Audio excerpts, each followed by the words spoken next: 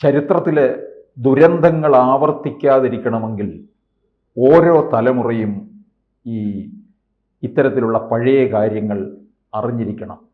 ഇല്ലെങ്കിൽ അത് ആവർത്തിക്കപ്പെട്ടുകൊണ്ടിരിക്കും. ഭാരത വിഭജനത്തിൻ്റെ കാര്യത്തിലും ഇത് ബാധകമല്ലേ? തീർച്ചയായിട്ടും 100% ബാധകമാണ്. ഭാരതത്തിന് ചെയ്യാവുന്ന, അതിൻ്റെ മതേതരത്വം നിലനിർത്താൻ വേണ്ടി ചെയ്യാവുന്ന ഏറ്റവും സുശക്തമായിട്ടുള്ളൊരു കാര്യം ആ വിഭജനത്തിൻ്റെ ദിനത്തെക്കുറിച്ച് ഓർമ്മപ്പെടുത്തുക എന്നതാണ്. വിജയനാഥ, വ്യക്തിപരമായിട്ട് എൻ്റെ അഭിപ്രായം, നമ്മളിപ്പോൾ റോഡ് അപകടങ്ങൾ കുറയ്ക്കാനുള്ള ഏറ്റവും നല്ല മാർഗം ഏതൊരു ആശുപത്രിയുടെയോ അല്ലെങ്കിൽ മെഡിക്കൽ കോളേജിൻ്റെയോ ആ അപകടം പറ്റിയ ആൾക്കാർ കിടക്കുന്ന കാഷ്വാലിറ്റി വാർഡ് പുതുതായിട്ട് ലൈസൻസ് എടുക്കാൻ പോകുന്ന ഡ്രൈവർമാരെ കാണിക്കുക എന്നുള്ളതാണ്. ഞരങ്ങിയും മൂളിയും എണീക്കാൻ വയ്യാതെ ആഹാരം തൊണ്ടയിലൂടെ ഇറക്കാനാവാതെ പൊട്ടിയും തലപൊട്ടിയും ഒക്കെ അവിടെ വേദനയുടെ നരകയാതന അനുഭവിക്കുന്ന ആളുകളെ കാണുമ്പോൾ അഹങ്കാരത്തിൻ്റെ പെട്രോൾ ഉപയോഗിച്ചുകൊണ്ട് ഓടിക്കുന്ന അപകടങ്ങളെക്കുറിച്ച്, അപായങ്ങളെക്കുറിച്ച് ഒരു ബോധ്യം അവനുണ്ടാവും. അതൊരു ചങ്കിടിയായി ഉള്ളിലിരിക്കുന്നിടത്തോളം അപകടകരമായിട്ടുള്ള അമിത വേഗത്തിലും അശ്രദ്ധയോടുകൂടിയുമുള്ള ആ യാത്ര അവൻ ഒഴിവാക്കും. കാരണം ഞാൻ ഇന്നും ഞാൻ ആദ്യം വണ്ടി എടുത്ത്, പുതിയ വണ്ടി, നല്ല സുന്ദരമായ വണ്ടി എടുത്തുകൊണ്ടൊരു പോക്ക് പോയി. സൈഡ് നോക്കാതെ ക്രോസ് ചെയ്തു. ഒരു വണ്ടി ബുള്ളറ്റ് വന്ന് ഇടിച്ച് തകർത്ത് കളഞ്ഞു എൻ്റെ മനോഹരമായ വണ്ടി. ഇന്നും ഞാനിപ്പോൾ വണ്ടി എടുക്കുമ്പോൾ, ഏത് വണ്ടി എടുത്താലും, ഫോർ വീലറായാലും ടു വീലർ, അതിൻ്റെ ഒരു മുഴക്കം എൻ്റെ ഉള്ളിൻ്റെ ഉള്ളിലുണ്ട്. അതുകൊണ്ട് എപ്പോഴും പോകുമ്പോഴും നമ്മുടെ പഞ്ചേന്ദ്രിയങ്ങളെയും സജീവമായിട്ട് നിർത്തിക്കൊണ്ടാണ് ടേണിങ്ങുകളൊക്കെ എടുക്കുന്നത്. അപ്പോൾ ഇങ്ങനെയുള്ള ഈ വിഭജനം ഇനി വരാതിരിക്കാൻ നമുക്ക് ചെയ്യാൻ പറ്റുന്ന കാര്യം മനസ്സിൻ്റെ വിഭജനം ഇല്ലാതാകുക. മനസ്സിൻ്റെ വിഭജനം ഇല്ലാതാക്കാൻ വേണ്ടി നമ്മൾ സത്യസന്ധമായിട്ട് ആ ചരിത്ര പാഠങ്ങളെ ഉൾക്കൊള്ളുക എന്നുള്ളതാണ്. ആ പാഠങ്ങൾ ഉൾക്കൊണ്ടാൽ നമ്മൾ കൂടുതൽ വിനയത്തോടു കൂടി ഈ രാഷ്ട്രത്തിൻ്റെ വാഹനമാകുന്ന നമ്മുടെ എല്ലാം ആ സ്വത്വം അതിനെ നമ്മൾ മുന്നോട്ട് കൊണ്ടുപോയിക്കൊണ്ടിരിക്കും എന്നാണ്. അതുകൊണ്ടാണല്ലോ നാസി പടയാളികളുടെ, നാസി ഭരണകൂടത്തിൻ്റെ ഒക്കെ ആളുകൾ അവിടെ നടത്തിയ ഭീകരമായിട്ടുള്ള ജൂത കൊലപാതകങ്ങളുടെ ഓർമ്മകൾ പേരുന്ന ഓഷ്വിറ്റ്സ് പോലുള്ള സ്ഥലങ്ങളിൽ ഇപ്പോഴും സന്ദർശകർ പോകുന്നത്. അതുപോലെ തന്നെ നാഗസാക്കിയിലും ഹിരോഷിമയിലും ആൾക്കാർ പോകുന്നത്. ആ വേദനയുടെ മുറിപാടുകളുടെ ഓർമ്മകൾ നമ്മുടെ ചരിത്രപാഠങ്ങളിൽ ഏറ്റവും വലുത്. അതുപോലെ ഒന്നാണ് ഇന്ത്യയിലെ വിഭജനം എന്ന് പറയുന്നത്. ആ വിഭജന കാലത്തിൻ്റെ ഓർമ്മകൾ എത്ര കോടി പേരാണ്, പിഞ്ചു കുഞ്ഞുങ്ങളാണ്, ഗർഭവതികളായിട്ടുള്ള ഭാരത സ്ത്രീകളാണ്, ഹിന്ദുക്കളായിക്കോട്ടെ മുസ്ലിങ്ങളായിട്ട് കൊല്ലപ്പെട്ടത്. സിന്ധു നദിയിലൂടെ, അതുപോലെ ഗംഗയിലൂടെ, യമുനയിലൂടെ ചോര പുഴകൾ ഒഴുകിക്കൊണ്ടിരിക്കുന്നത്. പുഴയ്ക്കുമേതെ മറ്റൊരു പുഴയായിട്ട് സുഹ്രോവാദി എന്ന് പറയുന്ന ഡയറക്റ്റ് ആക്ഷൻ്റെ ആളായിട്ടുള്ള മുഖ്യമന്ത്രി അന്ന് ബംഗാളിൽ കൊന്നത് ഏതാണ്ട് 4000-ഓളം പേരെയാണ്. ഇങ്ങനെയുള്ള കാര്യങ്ങൾ നമ്മൾ ഓർക്കണം. അതുപോലെ ഗുജറാത്ത് കലാപങ്ങളെന്നൊക്കെ പറയുന്നത് അതിൻ്റെ മുമ്പിൽ എത്രമാത്രം ചെറുതാണ് എന്നുള്ള ഒരു വിനയം നമ്മുടെ മനസ്സിലുണ്ടാകും. അപ്പോൾ അതിനെ ആവർത്തിക്കാതിരിക്കാൻ വേണ്ടി ചെയ്യേണ്ടത് ഒരു ഗുജറാത്ത് കലാപമോ മറ്റേതെങ്കിലും ഒരു വർഗീയ ലഹളയോ ഉണ്ടാവാതിരിക്കാൻ വേണ്ടി ഈ പാഠങ്ങൾ ഉൾക്കണം. അതിനുവേണ്ടിയാണല്ലോ ഗോവിന്ദ് നിഹലാനി തമസ് എന്നുള്ള സിനിമ ആവിഷ്കരിച്ചത് എന്ന് ആരും കുറ്റം പറഞ്ഞില്ലല്ലോ. അത് ഓർക്കുന്നതുകൊണ്ട് എന്താ കുഴപ്പം? എ പാസേജ് ടു ഇന്ത്യ എന്നുള്ള പുസ്തകം വന്നതിന് ആരും കുഴപ്പം പറഞ്ഞില്ലല്ലോ. വലിയ ചർച്ച ചെയ്യപ്പെട്ട സിനിമ. ശരിയാണ്. അത് നമ്മളെല്ലാം ഓർക്കണം. ഇവിടുന്ന് ഒരു വണ്ടി നിറയെ മുസ്ലിങ്ങളെയും കൊണ്ടുപോയ വണ്ടി അവിടെ എന്താ ചെയ്തതെന്നറിയോ? അവിടെ ഒരു കയർ കെട്ടിക്കൊണ്ട് അതിർത്തിയിൽ ഒരു കയർ കെട്ടിക്കൊണ്ട്, നദിയുടെ സൈഡിൽ കൂടെ അത് ഒഴുകുന്നത്, കയർ കെട്ടി വെച്ചിരുന്നു. ആ കെട്ടിയ കയർ ഉപയോഗിച്ചുകൊണ്ട് ട്രെയിനിൻ്റെ മുകളിൽ വല്ല ആൾക്കാർ നിൽക്കുക, അതുപോലെ ഇടിച്ചു കയറുകയാണ് വണ്ടി. ഇപ്പം മുംബൈയിലെ ട്രെയിനുകൾ ഒരു കാലത്ത്, ഇപ്പം മാറിയിട്ടുണ്ട്, പോയിരുന്നത് പോലെ ആ കയറിൽ തട്ടി ഓരോരുത്തരായിട്ട് പുഴയിലേക്ക് വീഴണം. അതായിരുന്നു ലക്ഷ്യം. രക്ഷപ്പെടുത്തിയത് ഒരു സർദാർജിയാണ്. അദ്ദേഹം ട്രെയിൻ വരുന്നതിന് ഏതാണ്ട് സെക്കൻഡുകൾക്ക് മുമ്പ് ആ കയറങ്ങ് വെട്ടിക്കളഞ്ഞു. അങ്ങനെ പാകിസ്ഥാനിലേക്ക് സുരക്ഷിതമായിട്ട് ഈ മുസ്ലിങ്ങൾ പോവുകയുണ്ടായി. അങ്ങനെ പല സംഭവങ്ങളും. ഇന്ത്യയുടെ വിഭജനം തടയാൻ വേണ്ടിയിട്ട് പഞ്ചാബിൽ കിടന്ന് പ്രക്ഷോഭം ഒറ്റയ്ക്ക് നടത്തിയിട്ട് കൊല്ലപ്പെട്ട ആളാണ്. ഇങ്ങനെ പല കാര്യങ്ങളും നമ്മളെ സമുദായ സൗഹാർദ്ദത്തെ നമ്മളെ ഓർമ്മിപ്പിക്കുന്ന കാര്യങ്ങൾ പലതും അവിടെ നടന്നിട്ടുണ്ട്. ശരിയാണ്, 1.5 ലക്ഷത്തോളം, അതായത് നാഗസാക്കിയിലും ഹിരോഷിമയിലും കൊല്ലപ്പെട്ട ആൾക്കാരെക്കാൾ കൂടുതൽ ഹിന്ദുക്കൾ ഇവിടെ കൊല്ലപ്പെടുകയുണ്ടായിട്ടുണ്ട്. അതൊക്കെ സത്യമാണ്. അതിൻ്റെ നേരെ നമ്മൾ മുഖമടച്ചിട്ട് കാര്യമുണ്ടോ? അതിന് നേരെ കണ്ണടച്ചിട്ട് കാര്യമുണ്ടോ? ഇതിപ്പോൾ കേരളത്തിൽ ഇതിനെ എതിർക്കാൻ പ്രധാന കാര്യം അന്ന് മുസ്ലിം ലീഗ് അതിന് നടപ്പാക്കിയത്. പക്ഷേ അതിനും എത്രയോ മുമ്പ് ഈ ആശയം നിലനിരുന്നു.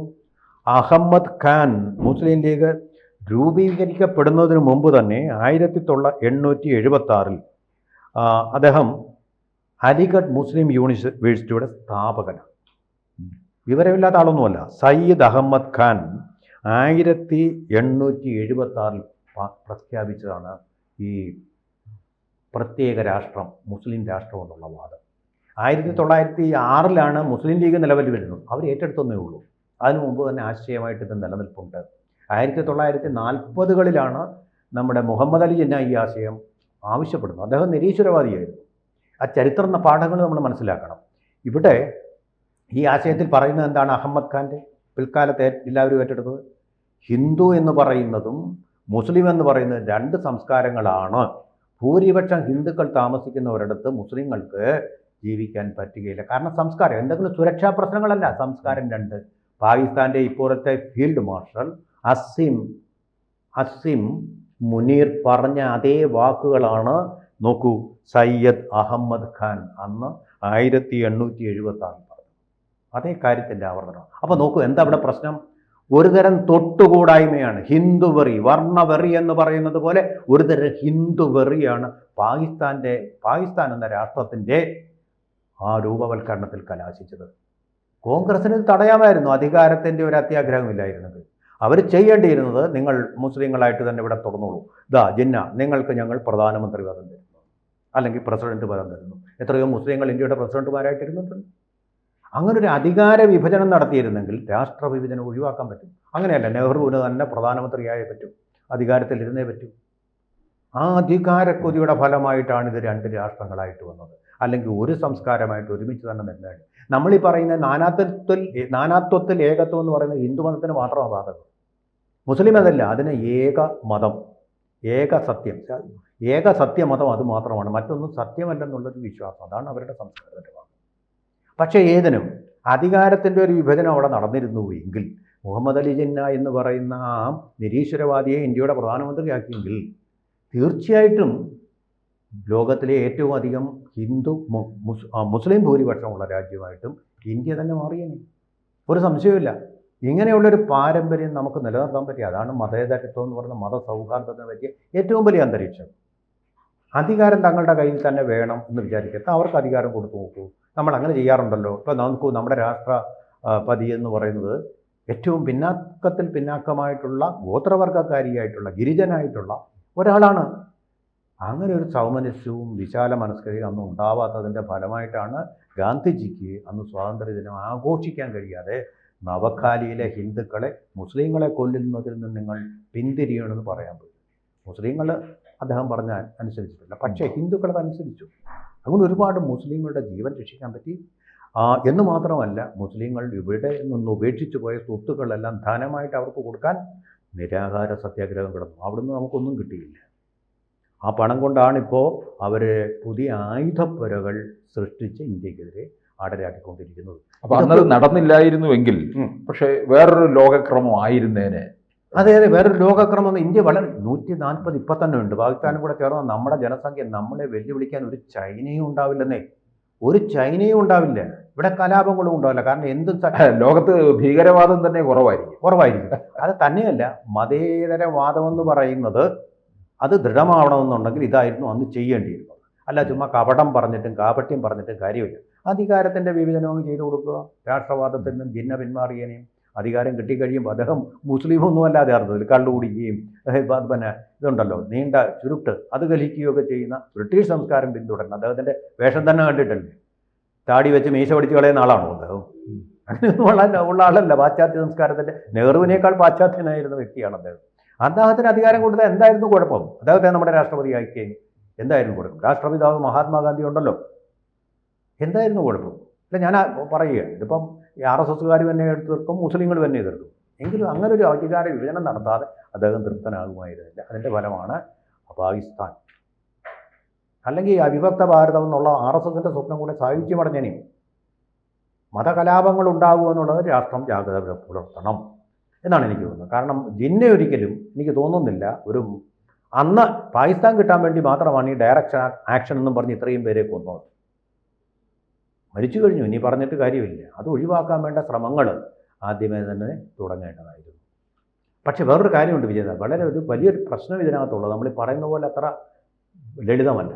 കാരണം നാനാത്വത്തിൽ ഏകത്വം എന്നില്ല. അപ്പോൾ ഏകശിലാരൂപമായിട്ടുള്ളൊരു മതമാണ്. വേറൊരു മതവും സത്യമല്ലെന്ന് വിശ്വസിക്കുന്നുണ്ട്. വേറൊരു മതത്തിലെ ആളുകളെ കൊല്ലുന്നത് അവൻ കാഫറാണ്, അവനെ കൊന്നാൽ നമുക്ക് സ്വർഗമാണ് കിട്ടുന്നതെന്ന് അന്ധവിശ്വാസമാണ് നിലനിൽക്കുന്നത്. അത് മാറ്റാനുള്ള പടിപടിയായിട്ട് മാറ്റാനുള്ള ശ്രമങ്ങളും കൂടി ഉണ്ടായിരുന്നെങ്കിൽ എന്ന് നമ്മൾ ആശിച്ചു പോകാനേ പറ്റൂ.